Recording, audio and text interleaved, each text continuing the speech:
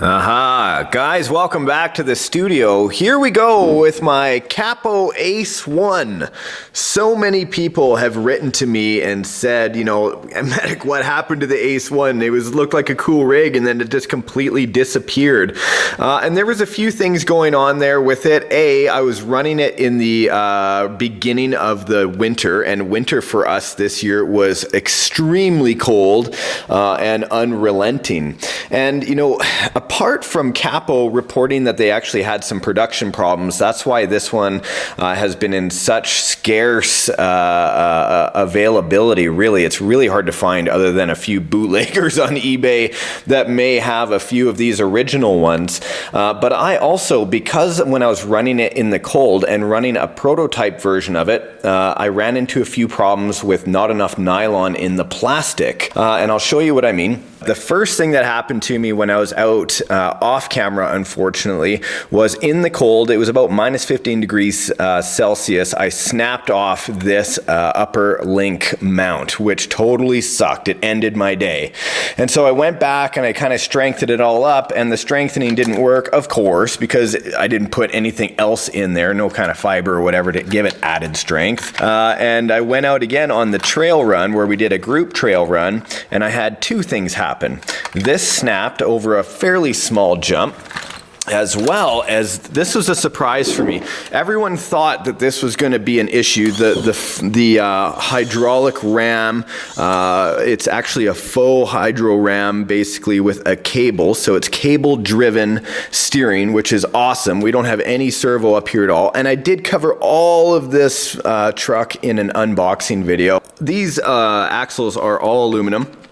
And the upper link mount here, even though it seemed like a pretty okay design, I guess at the time, I didn't realize that there was only one screw on the front that was holding this whole link on there. And the screw itself is very small. So being in the cold weather and everything being super freezing and covered in snow, when I went over that one jump, it was only about a foot high, you know, but it was, you know, over a tree root and going down.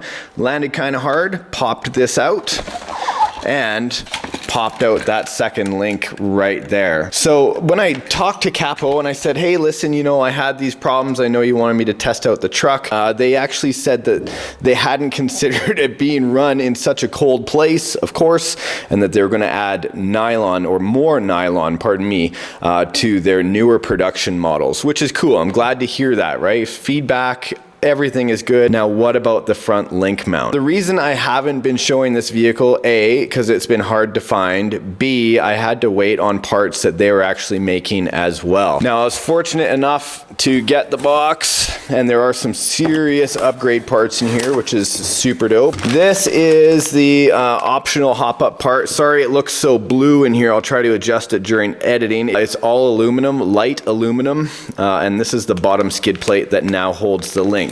Even though they said they've increased the strength on the plastics for the newer ones, and this of course is just an optional hop up to make it super strong. Look at that picture of a tiger on the back, and a real warrior never quits, pure strength. Here are the new clamps for the upper link mounts. These clamps actually go around. We're going to do this together. You guys will see it. And of course, are these the upper or lower links? Front bumper, check it out. It's got teeth on it. All aluminum.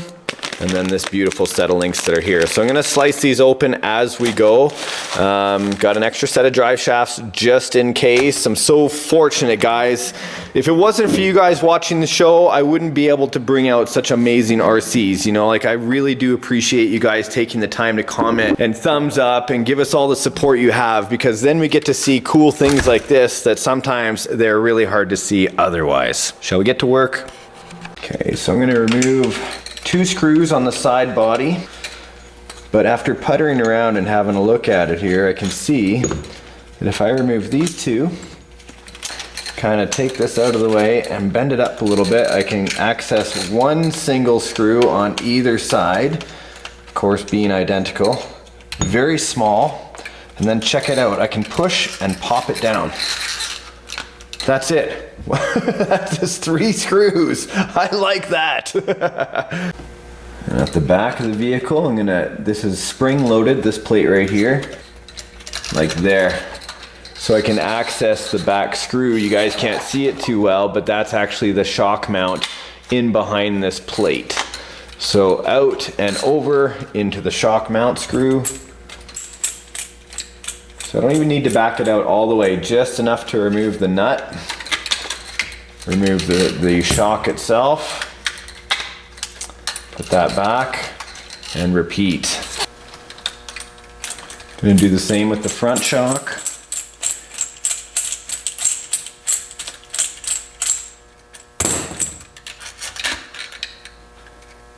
What I'm going to do is just take that bolt I just removed and attach it to the back of the screw. That way I don't have 1,000 of these laying around getting lost. Here we go. You all ready to see the inside of a Capo Ace 1? The motor wire is still attached, but I can flip this forward and we can have a good look for you guys. Here we go in the buff. No cab covering anything up here. We'll give you a top angle view. Kind of gives you a look down. Of course, the center plate resting on the pit mat itself. So pay no attention to the angle of the axle or the drive shaft. There's the center transmission. It's a 2-speed transmission. The motor on the front. And of course into the front axle. Now everybody, you know, we're talking about this front steering cable and this basically fake but scale looking hydraulic ram. This actually is controlled by these two cables right here.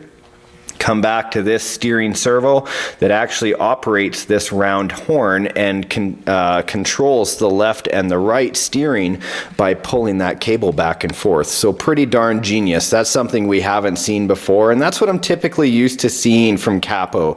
Normally over-engineered, but to a scale purpose. You know, and for the guys that just love building models, this, you know, Capo is always giving you plenty to do on their rigs. So on the other side, let me just kind of scoot it around, even though everything is kind of squeaky with dirt.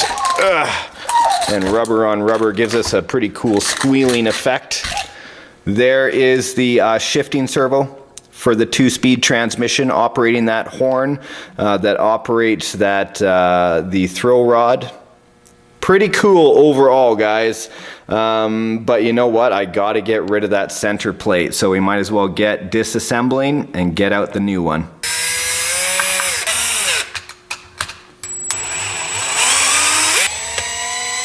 Just one long screw for both the links on the back. Done. Garbage.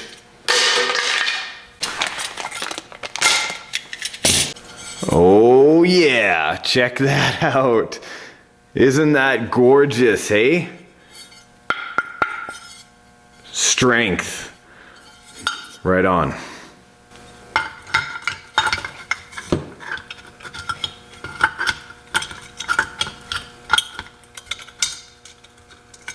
Gonna definitely Loctite this.